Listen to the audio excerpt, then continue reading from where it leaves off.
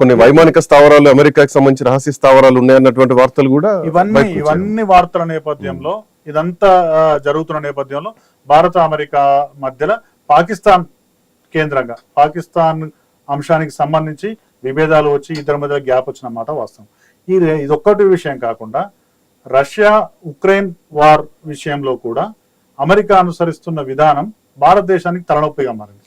అది ఎట్లా అంటే రష్యా ఉక్రెయిన్ వార్ జరుగుతుంటే రష్యాకు అనుకూలంగా ఎవరున్నా వాళ్ళ మీద కూడా ఆంక్షలు ఉంటాయి, సుంకాలు ఉంటాయి, వాళ్లకు ఇబ్బంది కలిగిస్తామని అమెరికా ప్రత్యక్షంగా పరోక్షంగా అనేక హెచ్చరికలు చేసింది. ప్రధానంగా ఆ యుద్ధంలో రష్యా ఉక్రెయిన్ యుద్ధంలో అమెరికా ఉక్రెయిన్ పక్షం వహించింది. కాబట్టి రష్యాతోని ఎవరు మైత్రి ఉన్నా ఎవరు వ్యాపార సంబంధాలు పెట్టుకున్నా వాళ్ళ మీద సుంకాలు విధిస్తాం, వారితో వ్యాపార సంబంధాలను మేము తెగదింపులు చేసుకుంటాం, లేకుంటే దిగుమతి సుంకాలు విధిస్తాం, ఇలాంటి ఆంక్షలు అనేకం పెట్టింది.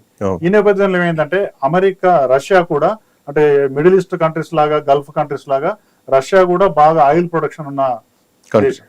దాని దగ్గర ఆయిల్ నిల్వలు చాలా ఉన్నాయి, క్రూడ్ ఆయిల్ నిల్వలు. ఆ క్రూడ్ ఆయిల్ ను అమ్మడం ద్వారా ఎక్కువ ఆదాయం రష్యాకు వస్తుంది. అమెరికా ఆంక్షల వల్ల ఏమైందంటే చాలా దేశాలు అమెరికా ఒత్తిడికి తలొగ్గి రష్యా నుంచి క్రూడ్ ఆయిల్ కొనుగోలు చేయడం ఆపేసి. దానివల్ల ఏమైందంటే రష్యాలో చాలా క్రూడ్ ఆయిల్ పేరుకపోయింది, నిల్వలు పేరుకపోయినాయి. దాంతో నేను చేసిన మా దగ్గర ఎవరైతే తక్కువ రేటు కొంటారో వాళ్ళకి అంటే మా దగ్గర ఎవరైతే క్రూడ్ ఆయిల్ కొంటారో వాళ్ళకి కొంచెం సబ్సిడీ ఇస్తాం, తక్కువ రేటుకి ఇస్తామని అమెరికా రష్యా ఒక ఆఫర్ ఇచ్చింది. దాన్ని భారతదేశం సద్వినియోగం చేసుకున్నది. భారతదేశం ప్రతిరోజు 5 మిలియన్ బ్యారెల్ల క్రూడ్ ఆయిల్ ను దిగుమతి చేసుకుంటుంది. మిడిల్ ఈస్ట్ నుంచి కావచ్చు, గల్ఫ్ దేశాల నుంచి కావచ్చు, రష్యా నుంచి కావచ్చు. రష్యా ఎప్పుడైతే తమ దగ్గర ఉన్న చమురు నిల్వలను తక్కువ రేటుకి అందించాలని నిర్ణయించిందో అప్పుడు భారతదేశం చౌకగా వస్తుంది, చీప్ రేట్ లో వస్తుందని చెప్పి తమ దిగుమతులను అంటే ఈ క్రూడ్ ఆయిల్ దిగుమతులను రష్యా నుంచి ఎక్కువ చేస్తుంది. అంటే దాదాపు ప్రతిరోజు 5 మిలియన్ బ్యారెల్ల ఆయిల్ మనకు అవసరం అయితే అందులో 2 మిలియన్ బ్యారెల్ల క్రూడ్ ఆయిల్ ను రష్యా నుంచి దిగుమతి చేసుకోవడం భారత్ ప్రారంభించింది. జూన్ మాసంలో, ఇప్పుడు మనం జూలైలో ఉన్నాం, జూన్ మాసంలో మొత్తం యావరేజ్ చూస్తే 2 నుంచి 2.2 మిలియన్ బ్యారెల్ల క్రూడ్ ఆయిల్ ను ప్రతిరోజు మనం రష్యా నుంచి దిగుమతి చేసుకున్నాం. అట్లా దిగుమతి చేసుకోవడం వల్ల భారతదేశానికి జరిగిన లాభం ఏంటంటే భారతదేశము క్రూడ్ ఆయిల్ దిగుమతి చేసుకునే వ్యయం 16% తగ్గింది. ఒకేసారి ఎక్కువ డంప్ వస్తుంది, బాగా డంప్ వస్తుంది, తక్కువ రేటుకు వస్తుంది. ఇంకొకటి రష్యా నుంచి మనం గతంలో 1% మాత్రమే ఇంపోర్ట్ చేసుకునేది. ఇప్పుడు ఇంపోర్ట్లు దాదాపు 40% చేరుకున్నాయి. అంటే మన రష్యా మనకిచ్చే క్రూడ్ ఆయిల్ పెరగడంతో రష్యాలో కూడా ఎక్కువ క్రూడ్ ఆయిల్ అమ్ముడుపోయింది, వాళ్ళకి ఎక్కువ ఆదాయం సమకూరింది.